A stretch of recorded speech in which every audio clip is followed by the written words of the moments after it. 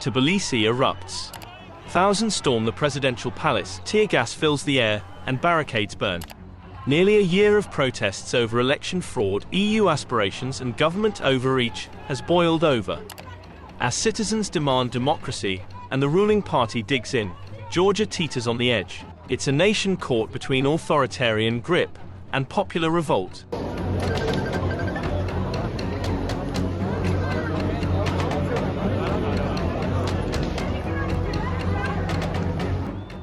Mass protests erupted in the Georgian capital Tbilisi late on October 4th, in the aftermath of municipal elections held across the country. Protesters breached the premises of the presidential palace. As protests turned violent, police used tear gas and deployed water cannons. Protesters set fire to barricades near Liberty Square as riot police deployed in large numbers to the area. Earlier in the day, students and protesters began marching from the first building of Tbilisi State University in the Vertex district and headed towards Parliament, where a crowd was already gathering.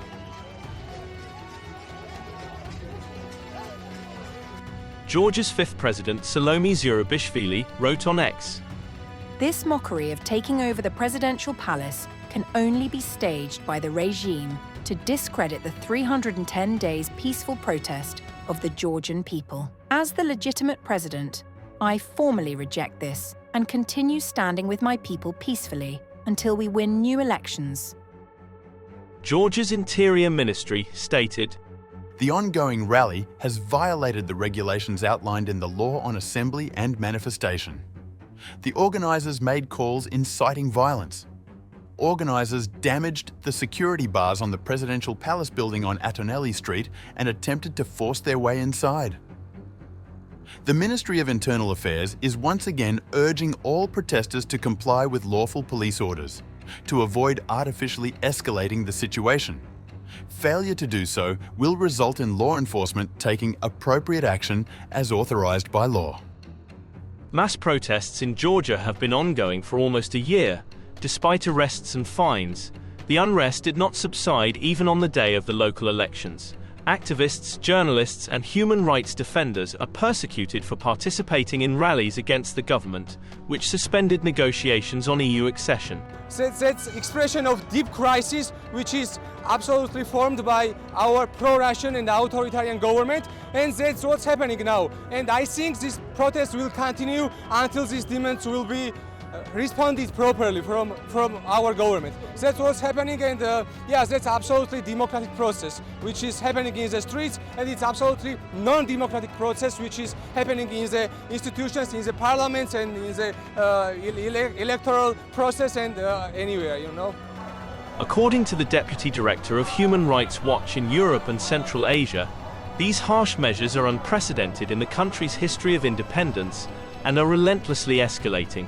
Human Rights Watch claims that Georgia is experiencing a rights crisis. We are protesting this government going against the will and interest of Georgian people. So that's been the protest for like more than 300 years already. People are tired, but people are still hopeful. Some people hope that the change will actually happen today. However, according to the local media, Georgia's active civil society is resisting, and the question has become who will blink first. If it's the public and civil society, they may wake up in an authoritarian country.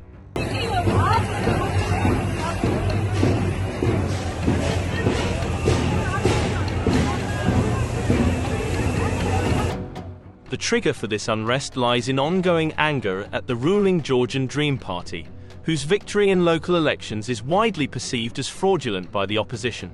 These elections have only intensified accusations of vote manipulation, government overreach, and increasing ties to Russia.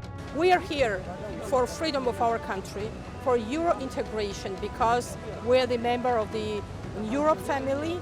We're here for freedom of our political prisoners, and we demand Georgian Dream, so-called Georgian Dream, to leave us alone and go to their homeland, Russia.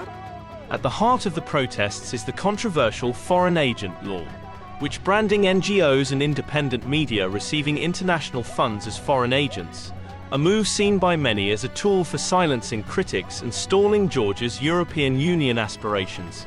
The opposition, journalists, and civil society organizations have responded with calls for a peaceful revolution and a reclaiming of the nation's democratic institutions.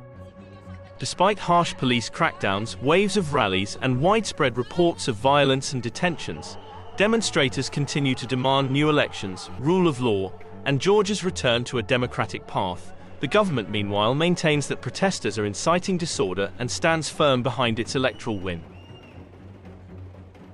As this high-stakes confrontation unfolds, Georgia's fate hangs in the balance, torn between its authoritarian present and the popular struggle for a European future.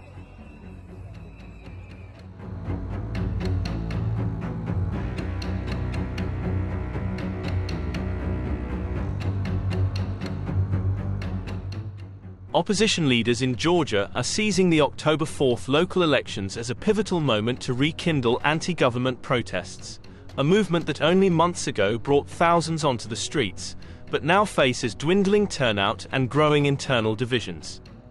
Mass demonstrations first erupted after contested parliamentary elections in late 2024, fueled by allegations of electoral misconduct and the government's sudden pause in talks with the European Union. While activists sustained daily rallies over the months that followed, momentum has faded under targeted arrests, steep fines, and relentless media pressure. Calls from some groups to boycott these elections have only sharpened the splits in the opposition's ranks. Thomas Duval, a senior fellow at Carnegie Europe, explains that repression in Georgia is less overt than in neighboring Russia but no less effective, enabling the ruling Georgian Dream party to maintain power. This week alone, authorities arrested prominent activist Jela Kaseya and United National Movement member Sviad Kaprava, both accused of inciting unrest. Meanwhile, former President Mikhail Saakashvili, already serving a 12.5-year prison sentence, has been hit with over $3 million in new fines, penalties he claims are politically motivated.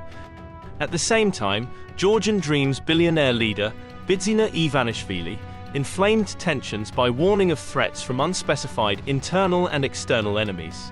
A statement issued as relations with the EU and US continue to deteriorate and Tbilisi forges closer ties with Moscow. Opinion among opposition groups is deeply divided.